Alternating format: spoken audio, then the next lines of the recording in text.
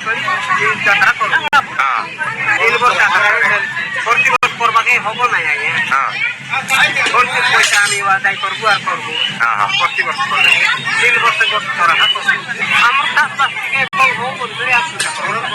ଆରେ ଆମର ଲୋକ ବାକ ସବୁ ସମସ୍ତେ ବନ୍ଦ ରହିବା ପାଇଁ ଏଠି ଆମର ସ୍ୱର୍ଗ ମଞ୍ଚ ପାତାଳ 3 ଭୁବନର ଦେବତାଙ୍କୁ ଡକା ହେଇକି 3 ମାସ ତାଙ୍କୁ ଆରାଧନା ହେଇକି ତାଙ୍କର ପୁରାଣ ଶାସ୍ତ୍ର ଗୀତ ଗାଇକି ମାଙ୍କୁ ପୂଜା କରାଯାଏ। ଠାକୁରାଣୀ ବାମନ ଦେଇ ଦାଣ୍ଡ ଦେଇ ପାଟ ଦେଇ ଧାରଣୀ ଭଣ୍ଡାରଣୀ ସର୍ବଦେବା ଦେବୀକୁ ଏଠି ପୂଜା କରାଯାଏ।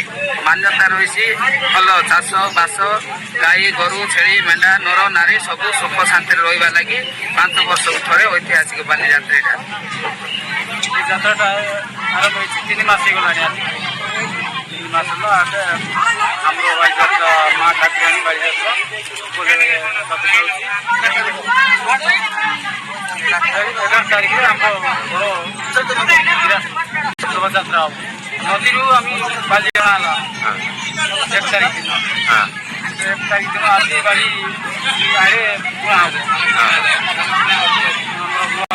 ବାଲିଯାତ୍ରା ତାପରେ 9 ଦିନ ପରେ ବାଲିଯାତ୍ରାଟା ସେ ଗାଁରେ ଥିବ। ଏଥିରେ ବିଶେଷତ୍ୱ ହେଉଛି ଆଦିବାସୀ ଧର୍ମ ସେମାନଙ୍କ ଯେଉଁ ବିଶ୍ୱାସ ଏମାନେ ସବୁ କୃଷିଭିତ୍ତିକ ପର୍ବ ଏମାନଙ୍କର। ଜମିର ଉର୍ବରତା ପ୍ରତିବର୍ଷ ଚାଷ କରିବା ପରେ ପରେ ଧୀରେ ଧୀରେ କମି କମିଯାଏ। ତ ଚାଷ କରିବା ପାଇଁ ସେମାନେ ଧାନ ବିହନ ବୁଣିବା କି ଚାଷ କରିବା ପାଇଁ ଫସଲ ଉପଜିବା ପାଇଁ ଯେଉଁ ପ୍ରକୃତିକୁ ଯେଉଁଟାକୁ ତାଙ୍କ ଦେବଦେବୀ ରୂପେ ପୂଜା କରନ୍ତି ପ୍ରକୃତିକୁ। ପ୍ରକୃତିରୁ ଜଳ ବାୟୁ ଉତ୍ତାପ ନେଇ ସେ କରିବା ପରେ ଜମିର ଯେଉଁ ଉର୍ବରତା କମିଯାଉଛି ଜମିର ପୁଣି ଉର୍ବରତା ଫେରି ପାଇବା ପାଇଁ 4 ବର୍ଷ ଥରେ ସେମାନଙ୍କ ବିଶ୍ୱାସ ଦେଇ ପୂଜା କରି ନଦୀରୁ ବାଲି ଆଣି ସେଥିରେ ପୁଣି ଥରେ ଫସଲ ଉପଜାଇବା ପରେ ଆସନ୍ତା ବର୍ଷ ସୁନ୍ଦର ବର୍ଷା ହବ, ଚାଷ ବି ବଢ଼ିଆ ହବ, ଗ୍ରାମବାସୀ ଆନନ୍ଦରେ ରହିବେ।